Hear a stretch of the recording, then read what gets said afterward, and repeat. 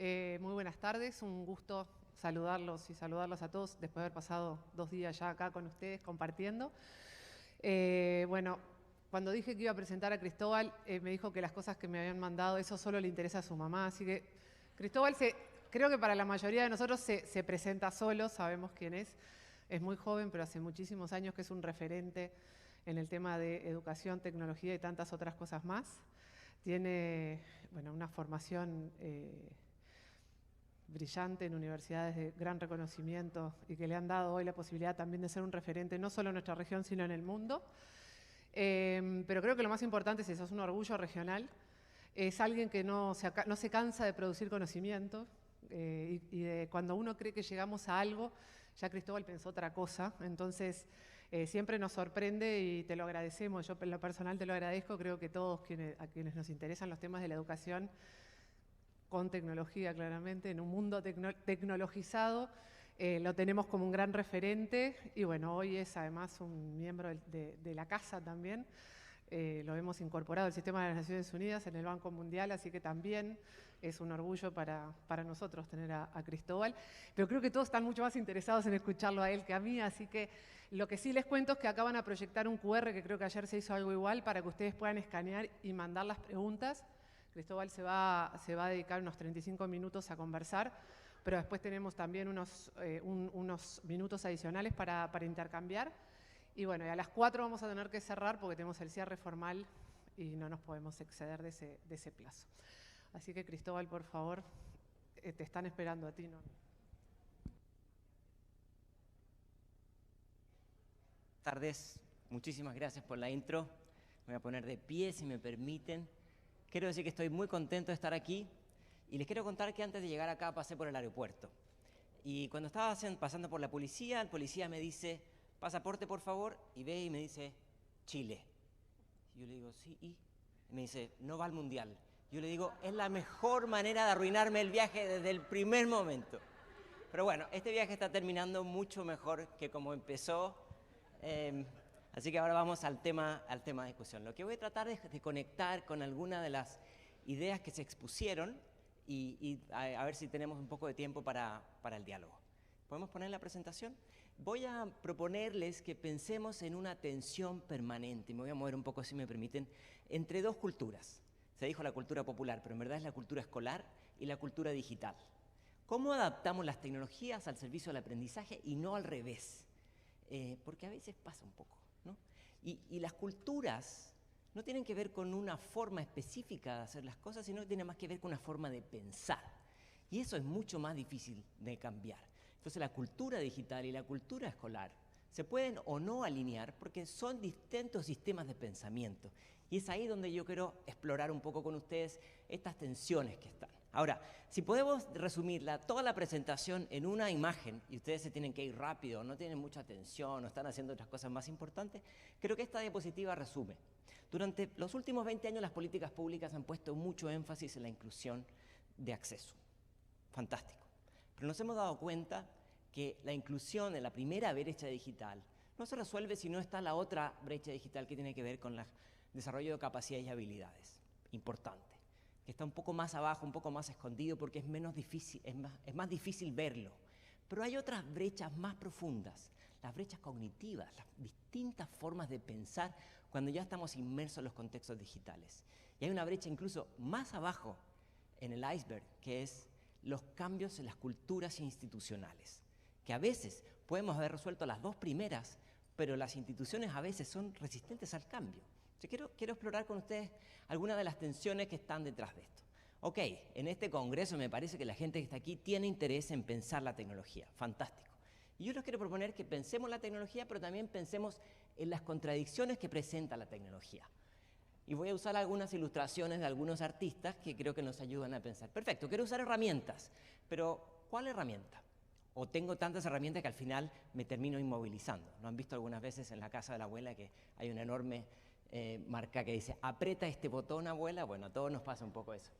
Pero hay otros tipos de tensiones, que no es solamente con los aparatos. A veces queremos un tipo de vida de alguna manera, pero ese tipo de vida demanda algún tipo de cambio en los hábitos que no es tan fácil acompañar. Es decir, el discurso digital no siempre va acompañado de un cambio en las maneras que nosotros integramos la tecnología. O a veces, en la incorporación de una tecnología nos demanda utilizar otras tecnologías.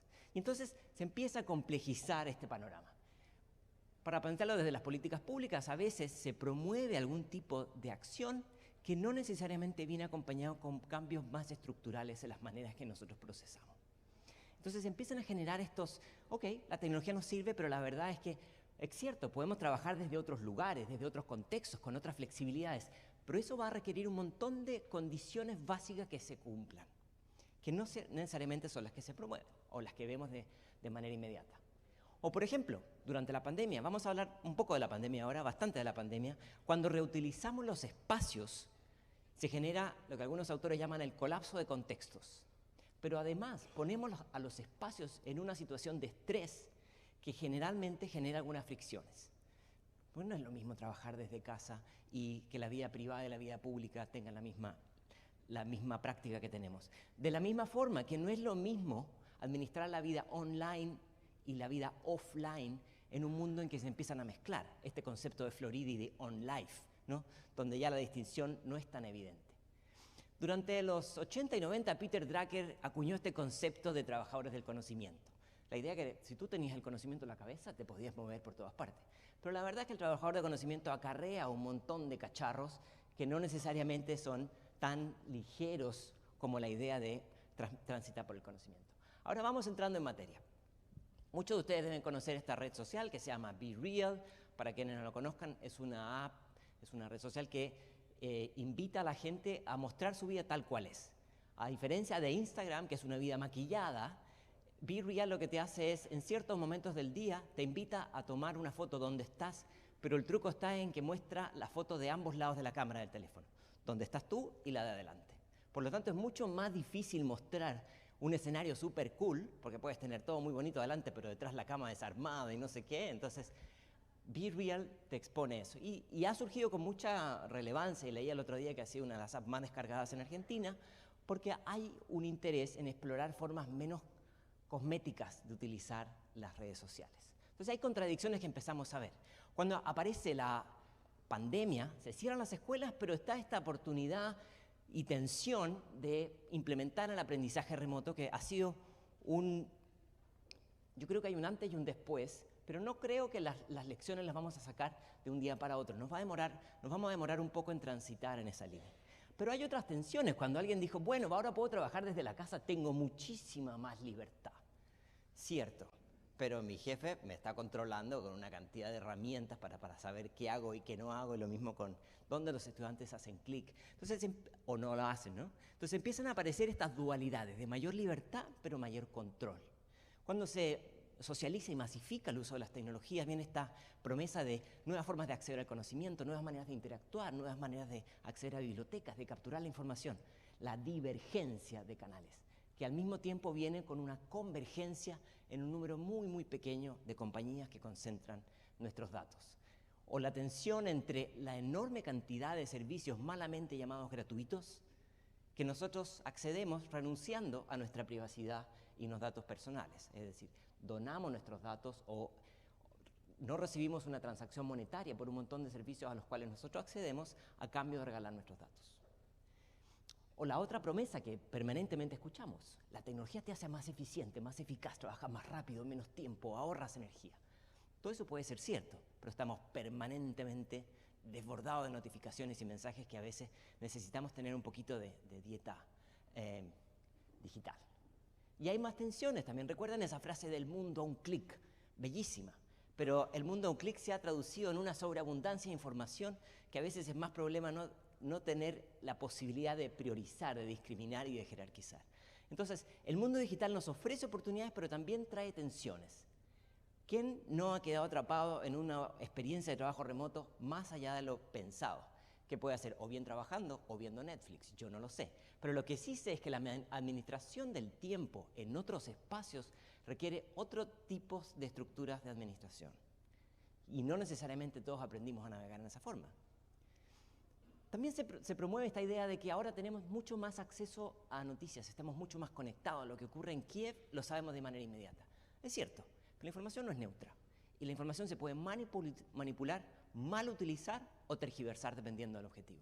Entonces ahora ya no basta con que nuestros estudiantes accedan a información, sino que tienen que aprender a leer entre líneas. Tienen que tener un algoritmo mental de cómo depurar y cómo controlar eso.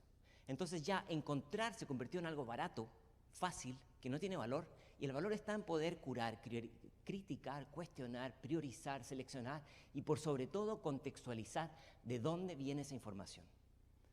Entonces hablamos de nuevas oportunidades, pero también nuevos retos. Ustedes habrán visto que en las redes sociales y en los medios de comunicación cada vez más hay menos texto y más video. Seguro que lo han visto, ¿no?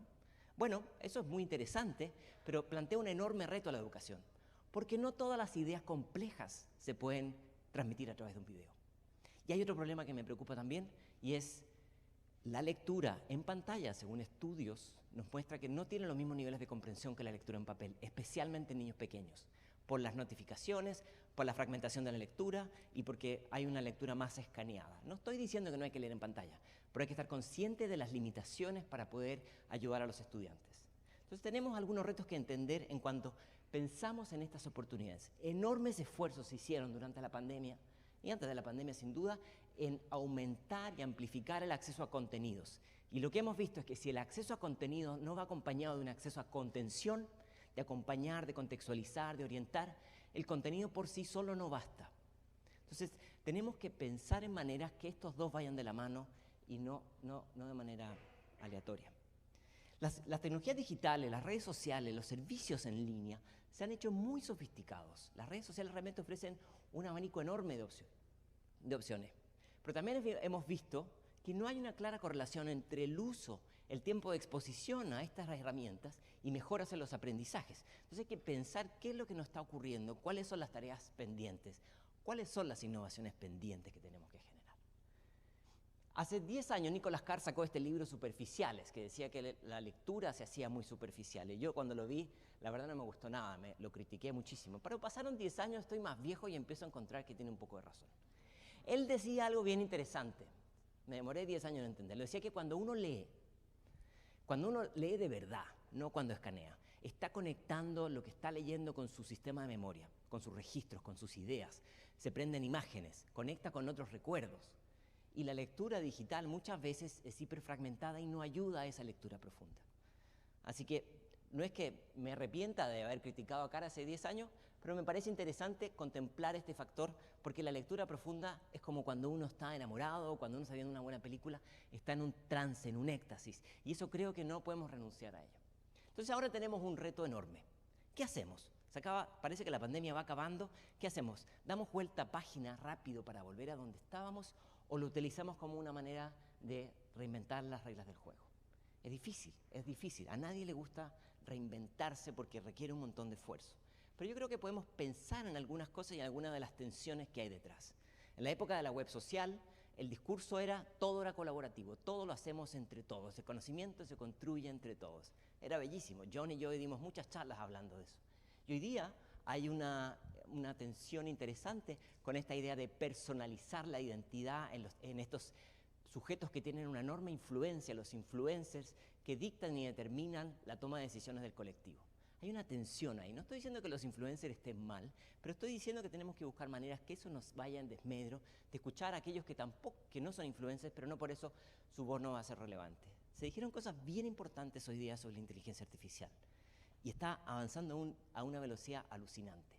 Sistemas que decodifican texto y lo convierten en imágenes, que codifican texto y lo convierten en video, que codifican texto y lo convierten en sonido, que toman sonido y lo convierten en texto, que toman textos complejos y los simplifican.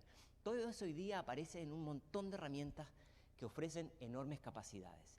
Y tenemos una tensión aquí, porque tenemos que pensar en qué cambios tenemos que hacer para que los profesionales no se vean amenazados por estos sistemas, sino que se vean amplificados. Y yo tengo una preocupación enorme, porque hemos visto que muchos sistemas siguen protegiendo mucho la enseñanza enciclopédica, que no necesariamente nos va a ayudar demasiado para enfrentar algunos de estos retos. También hemos visto en estos días el enorme valor que puede ser el aprender a programar. Aprender a programar, yo creo que por sobre todo es desarrollar un nuevo lenguaje. Es una manera distinta de interpretar la realidad, una manera distinta de analizar los problemas, de descomponer problemas complejos en partes, de identificar patrones, y yo creo que es enormemente valioso. Pero creo que eso no puede ser a costa de valorar otras maneras de decodificar la realidad, de decodificar las personas, que son el desarrollo de otras habilidades socioemocionales que son igualmente importantes. Porque si tenemos buenos programadores que no desarrollan otras partes, la verdad es que no vamos a estar apuntando a un desarrollo integral. Entonces tenemos que pensar que no sean versus, sino que sean y. Otro reto importante que vemos hoy día es los algoritmos, que son estas herramientas que nos ayudan a filtrar y organizar la información, nos ponen en una tensión importante. Nosotros vivimos en una sociedad muy, muy diversa, con muchas maneras de entender la realidad. Y los algoritmos nos maquillan esa realidad y nos muestran a aquellos que piensan parecidos a nosotros. Y eso puede ser tremendamente peligroso para la democracia, pero por sobre todo tremendamente peligroso para la tolerancia, para aprender del que piensa distinto. Entonces, cuando educamos tenemos que pensar cómo generar herramientas para poder leer más allá de lo que nos muestran los algoritmos. Y de la misma manera, queremos formar sujetos con competencias que se puedan adaptar de manera permanente, sin que esa competencia significa poner mi pie sobre otro, ¿no? Entonces tenemos que buscar formas de que la formación sea integral, que abramos la puerta a la tecnología, pero que no sea a costa de esos viejos valores como la ética que se presentaban hace un momento. Otra preocupación que yo veo en muchos circuitos es un enorme entusiasmo por los grandes movimientos que hoy día se generan. Medio ambiente, apoyos a iniciativas aquí y allá, que es fantástico. Pero hay una tensión entre apoyar esas grandes meta-ideas y yo, en mis círculos, seguir manteniendo microformas de violencia con aquellos que están cerca mío. Y tenemos que buscar una manera de alinear esto, de buscar formas de que el entusiasmo por los grandes discursos no sea a costa de tensiones que yo pueda tener, por ejemplo, en los contextos escolares. Y en la misma línea, esta idea de que hoy día nos podemos conectar con todos es una maravilla, es realmente una oportunidad fascinante. Pero a veces puede llegar a pasar que mi escuela está conectada con escuela en la ciudad de John, pero que a veces ni siquiera me sé el nombre del docente del aula del lado. Entonces tenemos un reto aquí, porque si no, el peligro puede ser que con la tecnología conectamos a los que están lejos y nos desconectamos de los que están cerca. Tenemos que buscar maneras de construir equilibrios aquí. Hablamos un poco de blockchain y de Bitcoin y de las nuevas maneras, de las criptomonedas, herramientas tremendamente poderosas que abren el mapa en muchas áreas de certificación, de maneras de transacción, pero no nos podemos olvidar que eso no es a costo cero. Tiene un impacto medioambiental en términos de consumo energético gigantesco. Entonces, cuando abrimos estos temas para hablar con los estudiantes y los colegas, tenemos que también tener en el radar estos matices que a veces no necesariamente se muestran. Cuando aparece la informática, viene esta promesa de que vamos a imprimir mucho menos que antes. Yo no sé ustedes, pero yo no sé si eso pasó tanto. Es difícil medirlo, pero la verdad es que se dijo, bueno, ahora el papel ya no es necesario, todo en pantalla. Hace un minuto se hablaba de administración pública, yo no sé si eso en todos los países ya se liberaron del papel. Si es así aquí, fantástico. Ahora, está al otro lado. Las tecnologías tienen una huella de carbono gigantesca y siento yo que es un tema tabú que no se ha explorado con suficiente importancia. ¿A qué me refiero con huella digital? Para que una laptop llegue a mí, esa laptop genera una huella de carbono enorme para llegar a mí. Explotación de materias primas, transporte, reproducción, reconstrucción, ensamble, etc. Después, mientras yo utilizo esa tecnología, también estoy generando una huella de carbono, porque estoy consumiendo energía de manera constante. Y después, cuando esa tecnología deja de utilizarse, esas baterías de litio, si no están bien tratadas, pueden dejar consecuencias negativas por muchísimo tiempo en el medio ambiente. De nuevo, no estoy diciendo que no hay que usar la tecnología, mi invitación es a pensar también en estas tensiones que están detrás e invitar a reflexionar con los estudiantes sobre este tema, porque yo creo que es un tema esencial. Es decir, en contextos de pandemia, la situación era X, pero ahora que estamos en un tránsito distinto, yo creo que tenemos que discutir. ¿Nos olvidamos de lo que pasó o nos preparamos para otros retos que puedan ser climatológicos, sociopolíticos, de salud, que a lo mejor permitan o fuercen incluso a la escuela a tener que volver a la situación remota, ¿no? Yo creo que sacando bien las lecciones podemos tener una escuela más resiliente que capitalice los aprendizajes desarrollados hasta acá. Y el medio ambiente nos está jugando una pasada importante. Y esto creo yo que nos dice varias cosas. En primer lugar, tan importante como el pensamiento computacional, necesitamos desarrollar un pensamiento medioambiental. Tiene que ser un alfabetismo transversal que nos permita entender que para atender estos temas tenemos que conectar las disciplinas. Tenemos que entender que cualquier acción que nosotros generamos tiene un impacto. Puede tener un impacto positivo o un impacto negativo, pero tiene un impacto. Y entender esa huella y discutirla con los estudiantes, la huella de la tecnología, la huella de mis acciones, es fundamental. No para amargar a nadie, pero para entender cómo navegar en este contexto. Y esto, creo yo, va a abrir muchas profesiones, muchas capacidades que todavía queda camino por avanzar.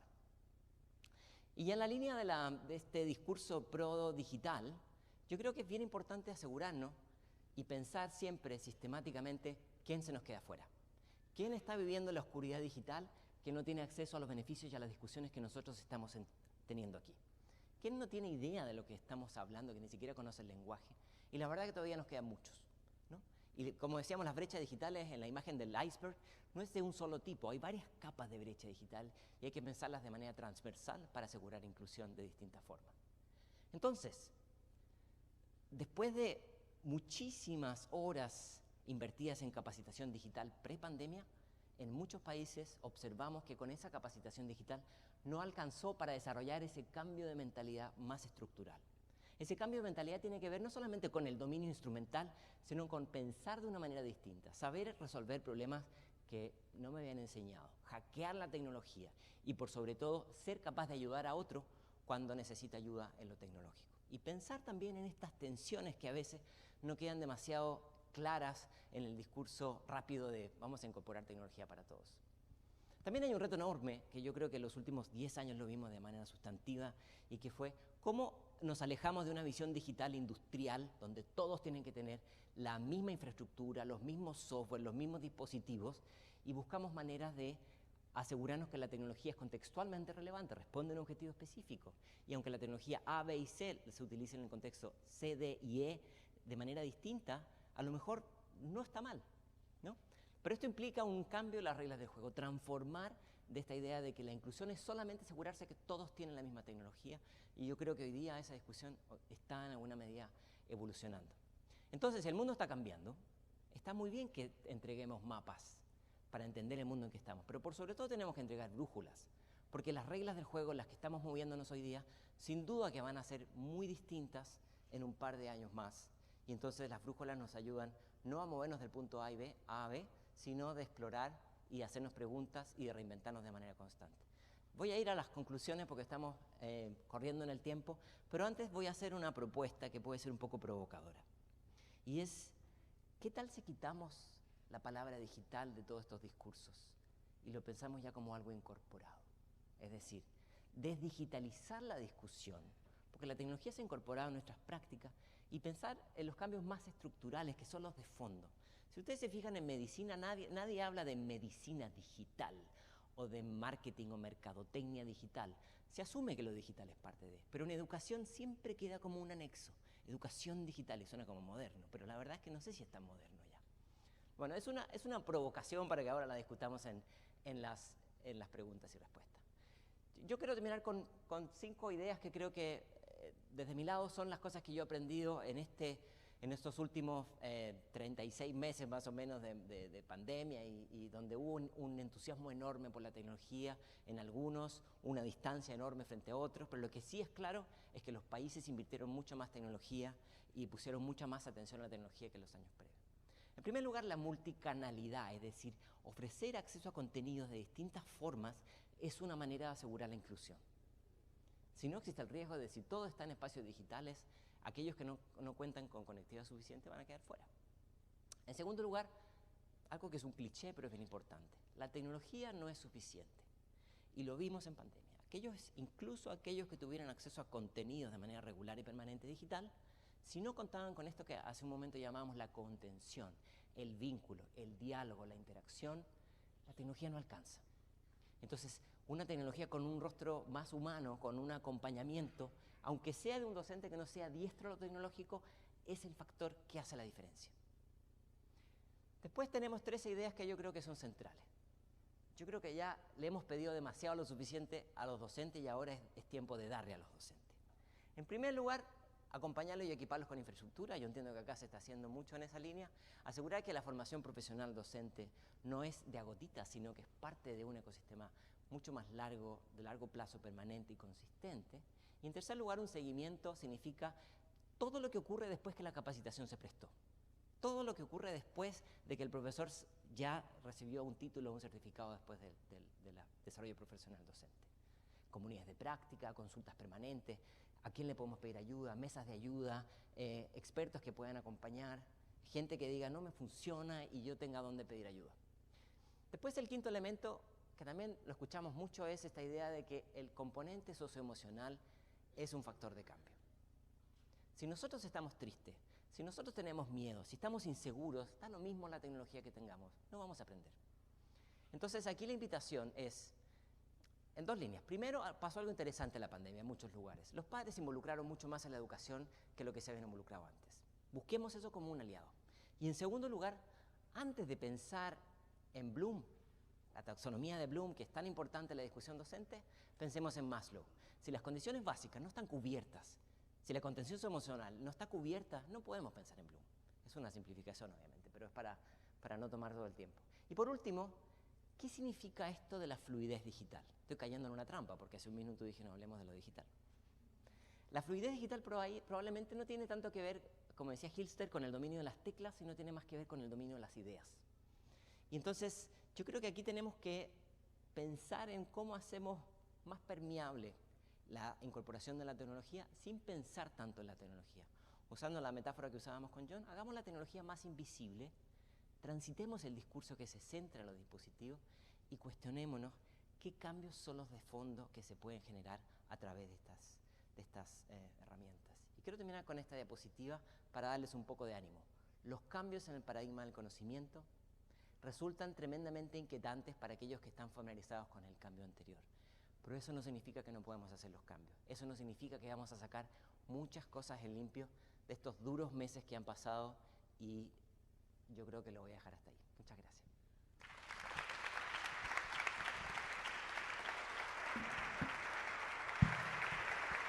Bueno.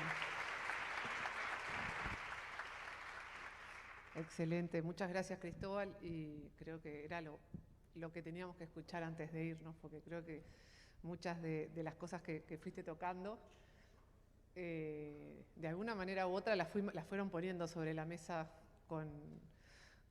unos con más afirmación, otros con más dudas, pero creo que esto resume a la perfección, de alguna manera, todos estos 2 días de sesiones y de intercambio y de aportes. Bueno, ya dirán ustedes cómo se sienten de desafiados. Yo he tenido la suerte de escucharlos en no mucho a Cristóbal también con esto de la era postdigital y me parece bien interesante y nos hace replantearnos, ¿no? el hacia dónde. No se van a ir todos con muchas más preguntas que respuestas probablemente. Bueno, les contamos que esta era el QR, seguramente algunos quieran preguntar, tenemos, gracias a la eficiencia en la presentación, minutos, varios, de intercambio. No sé si ya quieren poner alguno en pantalla o ya empezaron a aparecer, perfecto. Bueno, a ver, vamos a ir. ¿Cómo entender y ser parte de la cultura digital? Suerte.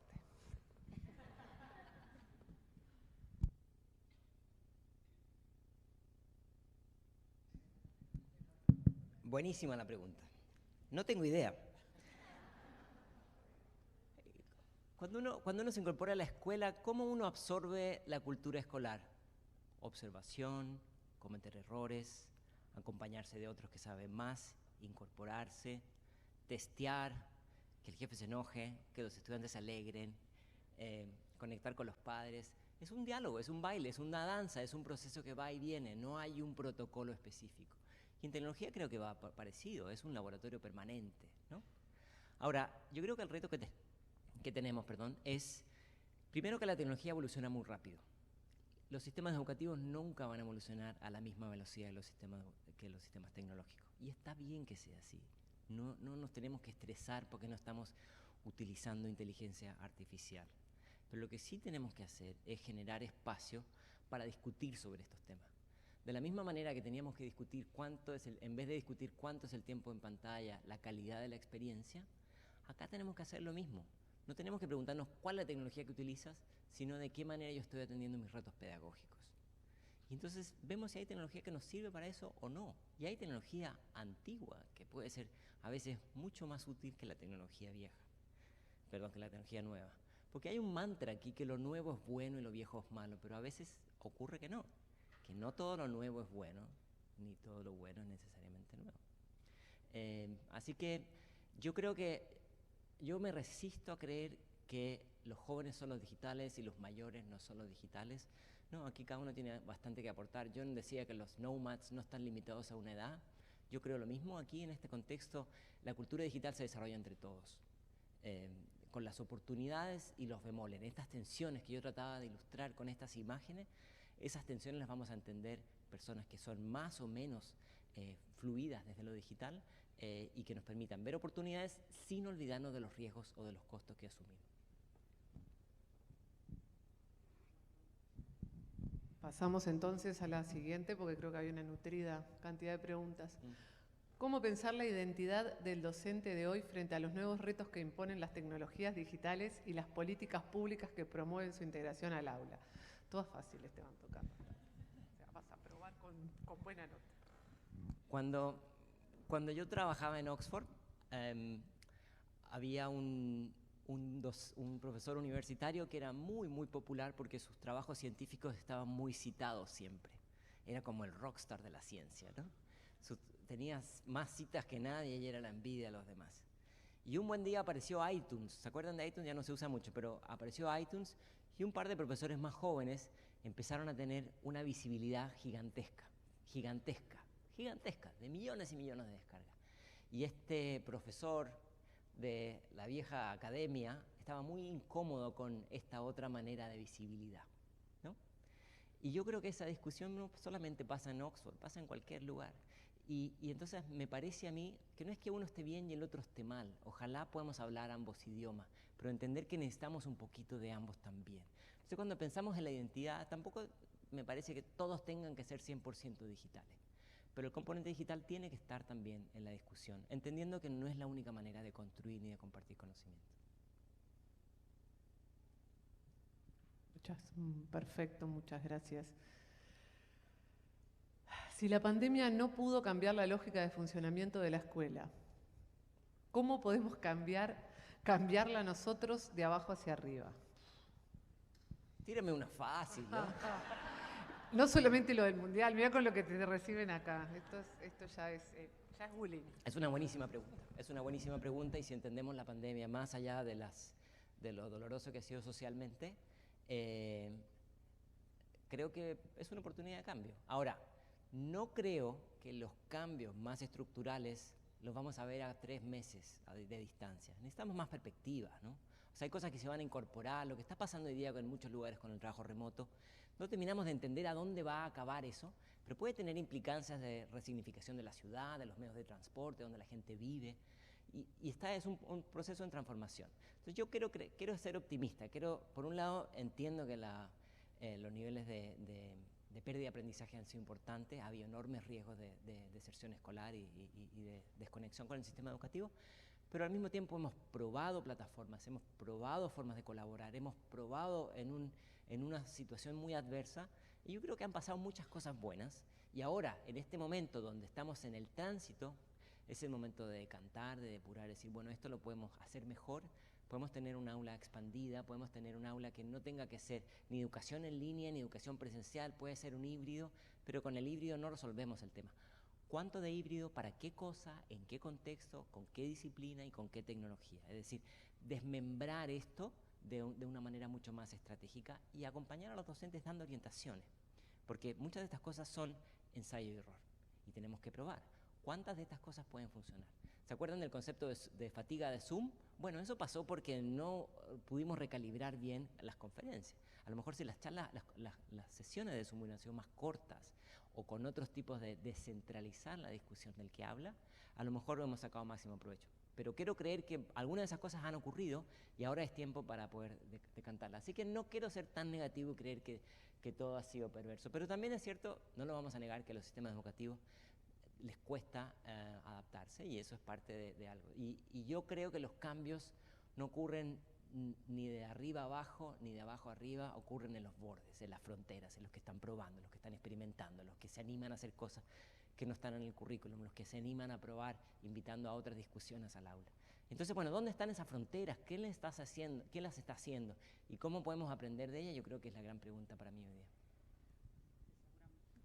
Seguramente muchos de los que están acá presentes estén haciendo eso, quizás sin darse cuenta del impacto que va a tener en algún tiempo. Siguiente, por favor, como dicen en la tele. Hace unos días leí la frase, de la mirada tecnológica de la educación a la mirada educativa de la tecnología. Creo que así empezó de alguna manera la charla de Cristóbal hoy, ¿no? ¿Qué puedes reflexionar al respecto? Ayer escuché una frase que me gustó mucho de una colega de ustedes. Me dijo, la tecnología no tiene sentido. Y yo quedé como helado. Me dijo, el sentido lo ponen los docentes. Es una bellísima frase. La pone el docente con los estudiantes y la pone el contexto también, ¿no? Y yo creo que es muy cierto. Pero también es cierto decir que las tecnologías no son neutras. Las tecnologías estimulan, favorecen ciertas formas de transferencia de conocimiento, mucho más el conocimiento explícito que el conocimiento tácito, mucho más el conocimiento codificado que el no codificado, y que a veces nos cuesta trabajo incorporar en el aula. A veces un taller que va más allá de 45 minutos puede ser mucho más rico de lo que podría ser una incorporación del aula, en que los estudiantes prenden la laptop y la conectividad y no entiendo, y el login y el password, ya se nos fueron 25 minutos.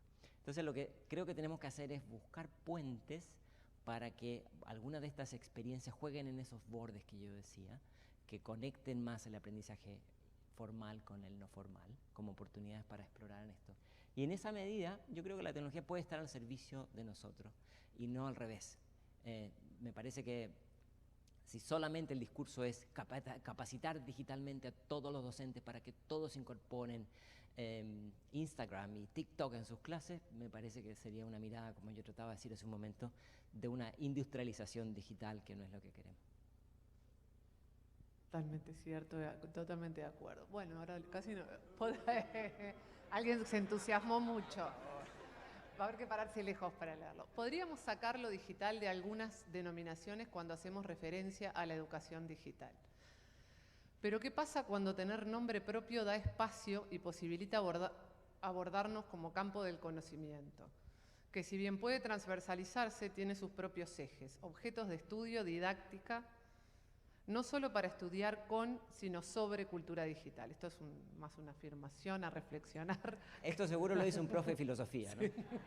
Levante la mano. No, yo creo que hay tensiones, La idea de quitar lo digital es una provocación, y aquí hay evidentemente no lo podemos quitar de todo, pero la idea de transversalizar es poner menos el discurso en los aparatos. Yo creo que eso es lo que yo trataba de decir, pero gracias por la reflexión.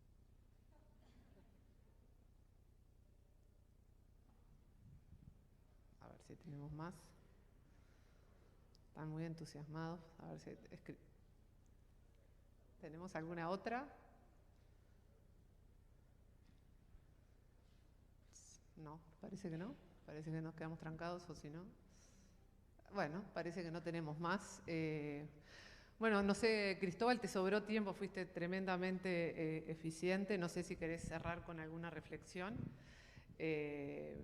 No sé si hay algo más que le quisieras dejar, sobre todo. ¡Ah! Acá aparecieron. Ya se me parecía que estaban todos demasiado interesados en esto. ¿Qué buenas prácticas o experiencias de otros sistemas educativos podrías compartirnos y por qué? Que estén vigentes actualmente. Buenísima la pregunta. Hay una que me encanta. ¿Conocen Tinder? Si me dicen que no, no les creo, ¿eh? No les creo. El Instituto Weizmann, que es un instituto de ciencia en Israel, tiene dentro del instituto una división solamente centrada en la promoción de la ciencia para jóvenes, para enamorar a los jóvenes de la ciencia. Y se les ocurrió una idea que yo encuentro que es brillante, a lo mejor existe aquí también, pero no la conozco acá.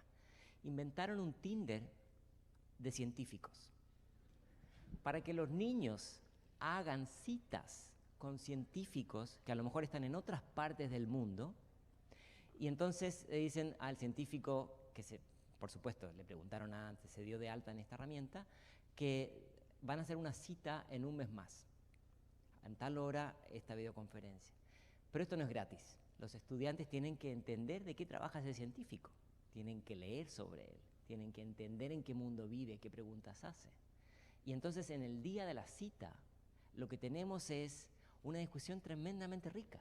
El científico se siente querido por estudiantes que ya estudiaron su vida, y él cuenta un poco del testimonio. Lo que estamos haciendo es utilizar la tecnología de una manera tremendamente, desde lo tecnológico muy sencilla, porque es una videoconferencia, desde lo social brillante, porque lo que hacemos es reimaginar la relación entre las personas.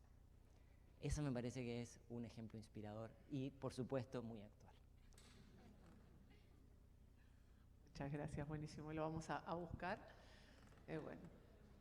¿Tinder? El Tinder. No, el Tinder de la ciencia, me enteré.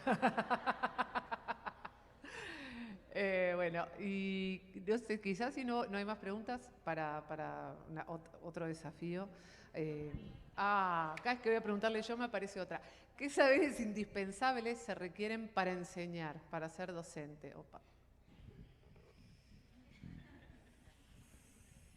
Esta pregunta me la hacen un montón y no me gusta nada, porque hay que darle recetas a los docentes para decirle cómo tienen que ser. ¿Quién sabe mejor que el docente lo que está pasando en el aula?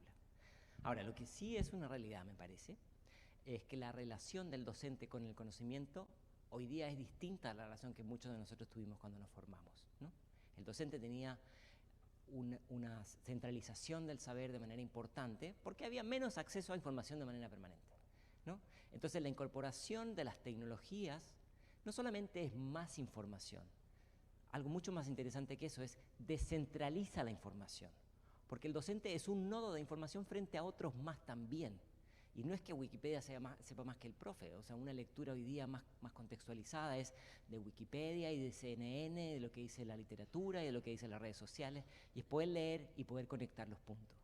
Entonces el docente, más que ser la única fuente del saber, yo creo que tiene que ser un gran provocador, generador de conflictos cognitivos, de hacer preguntas difíciles, enredadas, que no están en Wikipedia. Pero no me gusta dar recetas, así que sería como yo lo exploraría, así como si yo fuera profe. Eso, que se animen a más. Quizás ahí tenés otro colega de trabajo que es alguien muy valorado por quienes nos gusta la educación, que es Jaime Saavedra, un exministro, que ha hablado y habla mucho sobre el rol de los docentes, ¿no? Y sobre el valor del rol docente. Quizás el que se perciban, se autoperciban, como se usa tanto ahora, como personas demasiado valiosas para esta sociedad, ¿no? Y que se animen a más, que tienen todo para hacerlo. Yo creo que también, si puedo aportar algo, sería eso. Esta es dificilísima para mí, pero espero que Cristóbal sí la pueda traducir. ¿Cómo avisora el metaverso en educación con la clave de identidad que traerá? Estaba a punto de escaparme de la charla sin hablar de metaverso. No sé quién fue el gracioso que lo hizo, pero... A ver. La tecnología es una promesa por cumplirse, ¿sí? Es una oportunidad que está a la vuelta de la esquina. Y la tecnología está creada por grandes entusiastas. Y yo creo que tiene un enorme valor eso. Pero mi pregunta al principio de la charla era ¿cómo adaptamos la tecnología a la educación y no la educación a la tecnología?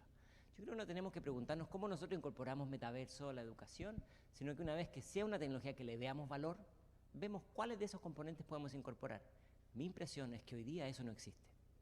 Después de haber invertido 15.000 millones de dólares, o 15 billions en inglés, la casa metaverso desarrollada por Facebook es un pueblo fantasma, decía las noticias hace poquitos días.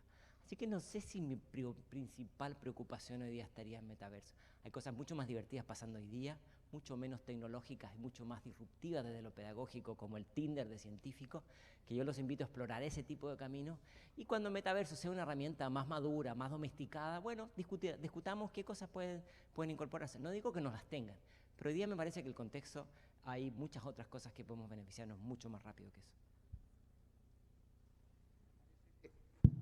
Ahí sí, ahora sí, dimos por cerrado el ciclo de preguntas. Ahí está, eso, merecidísimo aplauso.